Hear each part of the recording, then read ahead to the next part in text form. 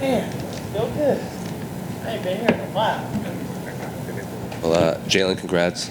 Who said that? Right here. Hey, what's up? Thank you. Congrats on the win. Initial thoughts after a performance like that? I am very happy with my performance.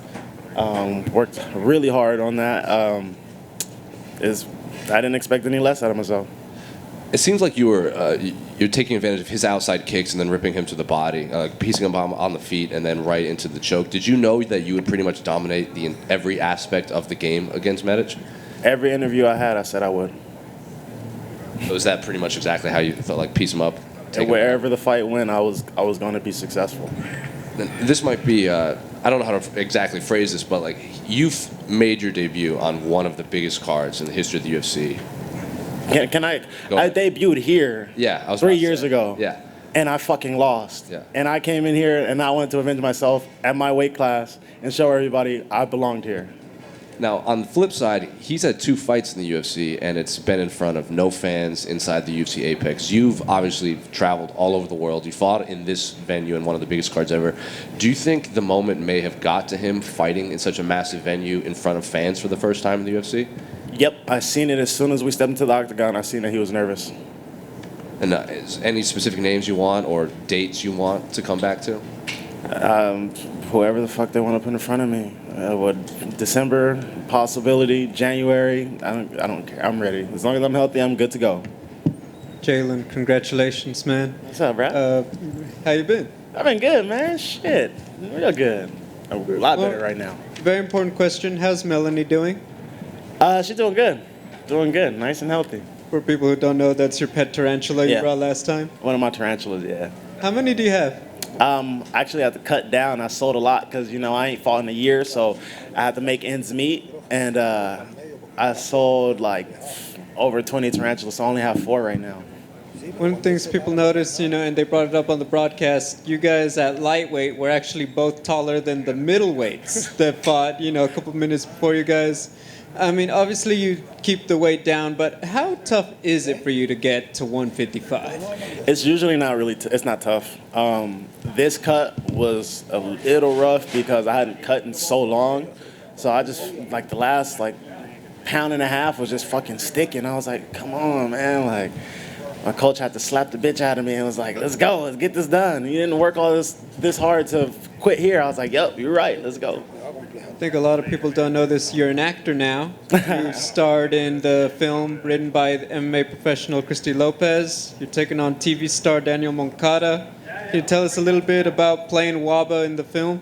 It was a great experience. That was one of my bigger roles, you could say. It was a great time. I loved filming that. Man, I'm a jack of all trades. I do whatever the fuck I want. I apply myself. I'm gonna do it. I'm gonna excel at it. Have they told you when Cicatrice is gonna come out yet? Damn, I don't remember the date. We'll get it. Congrats, man. Hell yeah, thank you. Jalin, over his behind him. What is your dream role? Man, look, I want to be Michael Myers. Okay, he's my favorite. I've always wanted to play a role like that, or Blade. Blade is hard. It'd be I ain't gonna do no Rusty Snipes shit, but I want to play a role like that. That'd be sick. You gonna go blonde for that? If I have to, I'll do whatever. Yeah.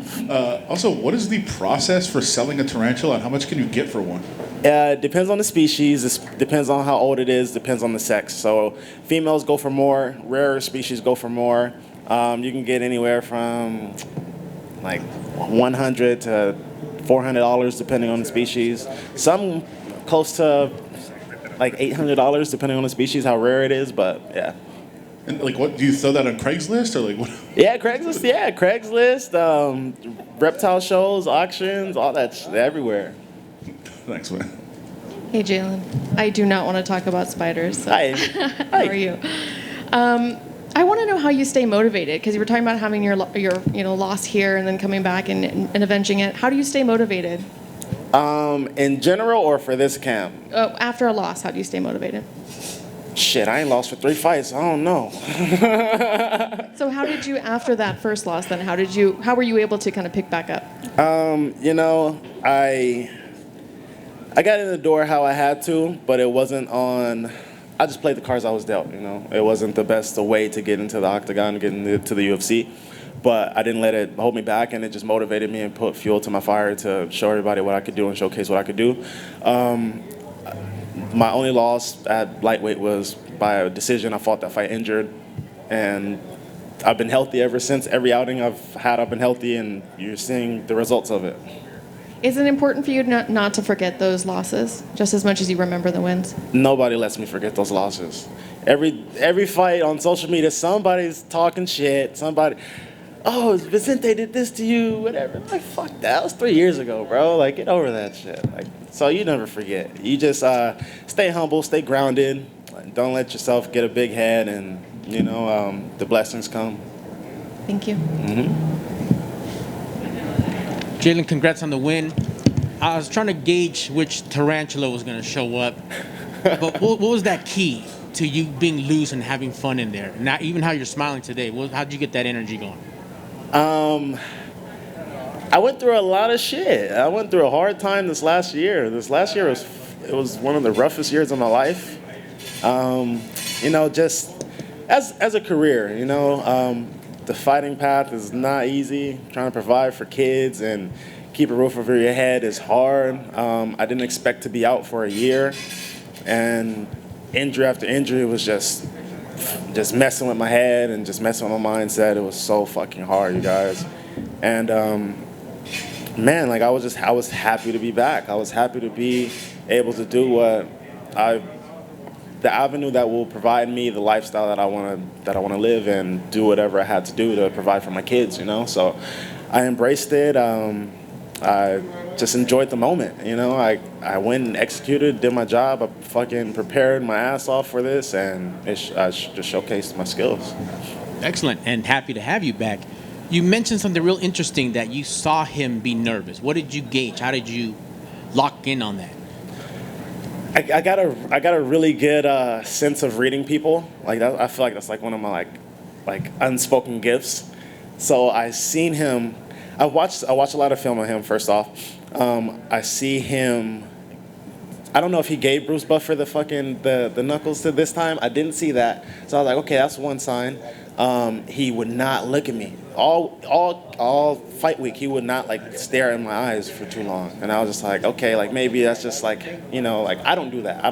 So maybe that was just something. But I locked eyes with him, and I seen him look away, and I seen his body language just changed, and I was like, oh yeah, he's nervous. He's not used to this pressure. He's not used to the crowds. He's not used to any of this. And I was like, all right, my time to attack. That's fantastic. And lastly, Pierce had that kicked off the night with the rear naked choke. Second round, you topped that with the first round rear naked choke. Walk me through the finish. How did you see it in all of 4 minutes? Man, the finish came long before that. I kicked him in his ribs. I threw a left kick to his ribs, and I seen him start to like wince, and I was like, oh yeah, I got him. I didn't think it was hard. I just felt like it was placed perfectly. And I was like, oh yeah, he's fucking hurt. And then he threw that overhand left, and I was like, this motherfucker. I was like, damn. I was like, all right, let me stay sharp. So I started bobbing my head a little bit, and then I knew he was hurt to the body. He started exiting towards my power side, so I switched stances, and I started digging to that body. So I knew, and we trained this all camp, me and my coach. I was like, I'm going to hit him with that double hook body, hook head. It's one of my southpaw killers.